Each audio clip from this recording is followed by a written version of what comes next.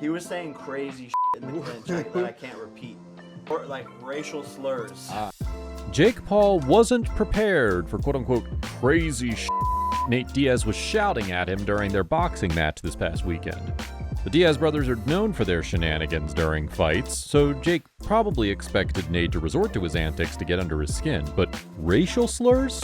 Problem child wasn't expecting that. He was saying crazy shit in the clinch that I can't repeat. But like racial slurs. Nice. Calling me racial slurs and just like come on like the whole time, and I would like hit him. He'd be like, yeah. He was doing and some I'd be funny like, shit. I'd be like, what'd you? I'd be like, so what'd you say? Bah! And like we just were talking back and forth the whole fight. He's a funny. In the heat of the moment, Diaz may have said things that crossed the line, but after the fight, it was all cool, and Paul doesn't seem too bothered about it. What were the words exchanged after the fight? He was just like, man, respect, like, you're a warrior. I love what you're doing for the fight game. The fight between Paul and Diaz was fairly entertaining. The YouTuber landed the better shots, but Diaz had his moments too, and he was tough as nails as usual. Conor McGregor, however, wasn't impressed, and he aimed crude barbs at both Diaz and Paul in his latest tweet and delete spree. Quote, "Me watching that garbage last night. What the and shit in the ring." McGregor then turned his attention to his former two-time opponent Diaz, and I quote, "I'm going to serve up your liver on a sandwich in the trilogy, mate. Out straight. I won't even hit your face. That was abysmal last night. Jake Paul is a retard. Absolute garbage he is. Moving backward like I was watching a fight in rewind. Holy garbage. Embarrassing stuff in my opinion. Hashtag McGregor then revealed what Ronda Rousey said to him about Diaz. Quote, "Try pointing and walking away from me. I'm going to run after you and root you up the hole." Ronda messaged me and said, "You're doing nothing, b****." Jake Paul responded to McGregor, calling him a retard by saying, and I'm quoting, "Buddy, you need to get into rehab and then USADA. Until then, shut the f*** up. Floyd toyed with you. Dustin chinned you up. Habib and Nate choked you out. And I would put you in the coffin for good, even as juiced up as you are." McGregor responded by calling Paul a wigger, meaning a white person who tries to emulate or acquire cultural behavior and tastes attributed to black people.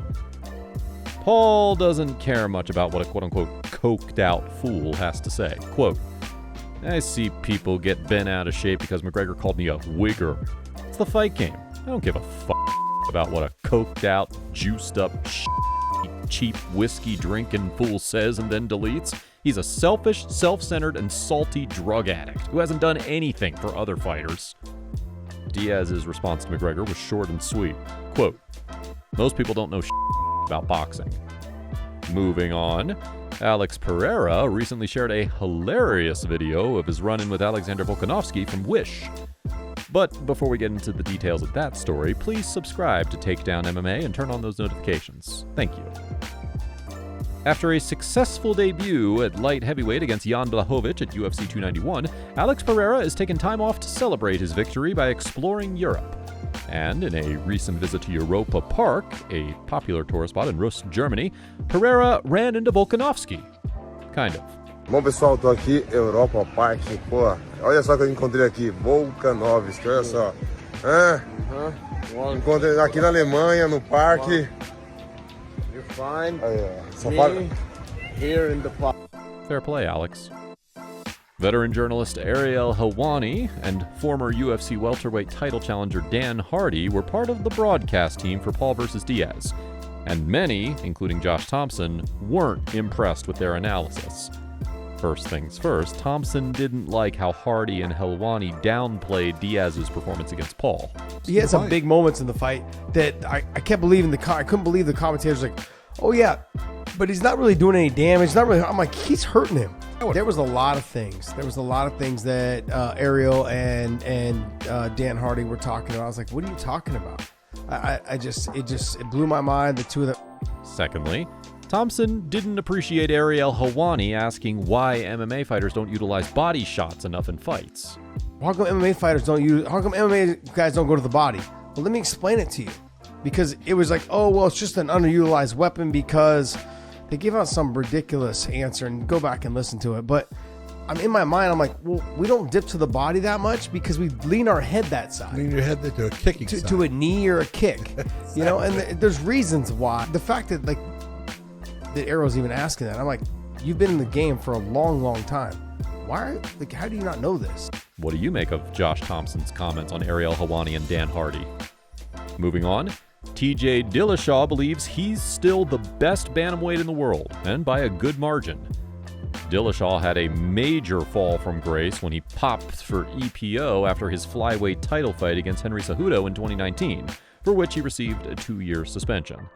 In his return in early 2021, he defeated Corey Sandhagen by a controversial decision, and then got steamrolled by Aljamain Sterling after dislocating his already injured shoulder in the first round of their fight at UFC 280. Despite losing to Aljo, Dillashaw thinks the reigning champion ain't that good. Aljamain Sterling had the belt, has the belt, and I don't think he's that great. He's got some awesome grappling. He's got some tricky back takes, but his stand-up is just non-threatening at all. I could let him hit me as hard as he wants and nothing would happen. For many, the former 2-time bantamweight champion doesn't make the cut as far as the bantamweight GOAT conversation is concerned, especially after his PED scandal. However, he still thinks he's the best. I know that I'm the best in the weight class, that I can come back and get the belt. For the sport to be taken from me the way that it was, it just doesn't sit well with me. UFC flyweight Jake Hadley lost to Cody Durden by a decision at UFC Nashville, and he's revealed that his brutal weight cut compromised his performance. How brutal was Hadley's weight cut? He nearly died. Quote, "I lost the fight because a few things went wrong. Before the fight, I almost died during the weight cut. I actually saw God for a second. I couldn't rehydrate like normal, and I feel like that had a major effect on my performance because I couldn't push like normal. Anyone who knows me knows I never gas." After an extremely impressive debut in the United States in May, One Championship will hold 4 events in the US in 2024. Now, One Championship follows a global rule set instead of a unified one, which is followed by most promotions in the US, including the UFC. So, approvals from athletic commissions can be a little tricky. But One CEO Chatri Sichodong says since the Denver show in May, multiple athletic commissions have reached out to bring One Championship to their respective states. Should the UFC be worried? Definitely. So those discussions are ongoing, and we have a few states that have already approved the global rule set, and so state by state working through and trying to show in bringing one here, I believe that it's the most exciting promotion on the planet. Of course, we have the highest finish rate, almost 70% finish rate versus the other incumbent players who might have around 30 to 40%. Fans love finishes. Is One Championship a major threat to the UFC's hegemony in mixed martial arts? Let us know your thoughts in the comment section below. To stay up to date with the latest happenings in the world of mixed martial arts and boxing, please subscribe to Takedown MMA and turn on those notifications.